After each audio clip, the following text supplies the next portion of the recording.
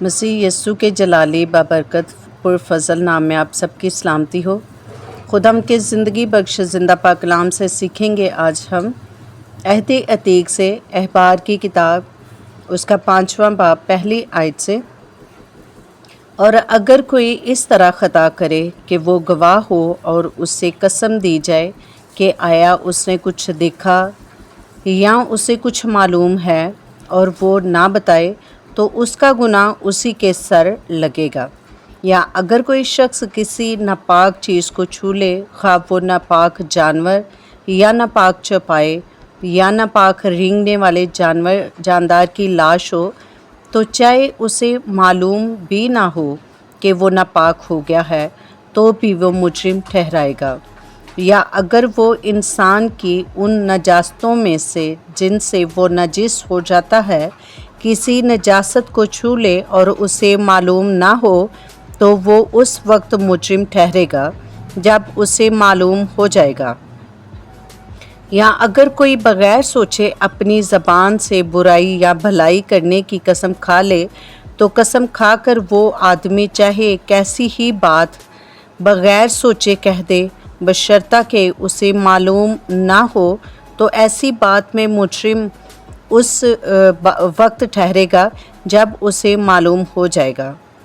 اور جب وہ ان باتوں میں سے کسی میں مجرم ہو تو جس امر میں اس سے خطا ہوئی ہے وہ اس کا اقرار کرے اور خداوند کے حضور اپنے جرم کی قربانی لائے، یعنی جو خطا اس سے ہوئی ہے اس کے لیے ریوڑ میں سے ایک مادہ یعنی ایک بھیڑ یا بکری خطا کی قربانی کے طور پر گزرانے، اور کاہن اس کی خطا کا کفارہ دے۔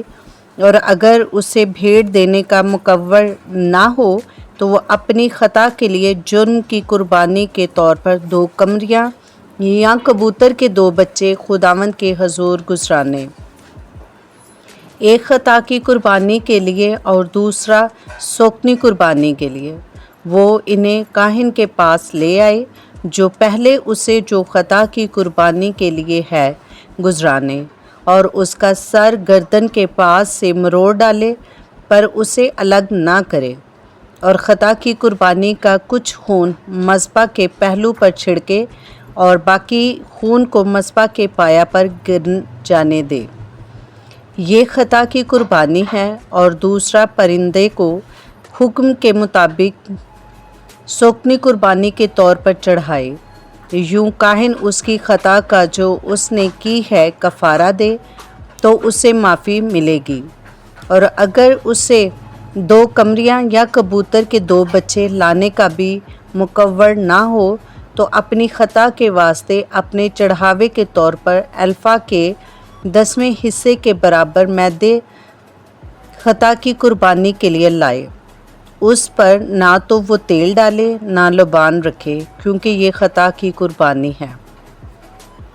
وہ اسے کاہن کے پاس لائے اور کاہن اس میں سے اپنی مٹھی بھر کر اس کی یادگاری کا حصہ مذبح پر خداوند کی آتشین قربانی کے اوپر جلائے۔ یہ خطا کی قربانی ہے۔ یوں کاہن اس کے لیے ان باتوں میں سے جس کسی میں اس سے خطا ہوئی ہے اس خطا کا کفارہ دے تو اسے معافی ملے گی، اور جو کچھ باقی رہ جائے وہ نذر کی قربانی کی طرح کاہن کا ہوگا۔ اور خداوند نے موسیٰ سے کہا، اگر خداوند کی پاک چیزوں میں سے کسی تقصیر ہو اور وہ دانستہ خطا کرے تو وہ اپنے جرم کی قربانی کے طور پر ریوڑ میں سے بے عیب مینڈا خداوند کے حضور چڑھائے۔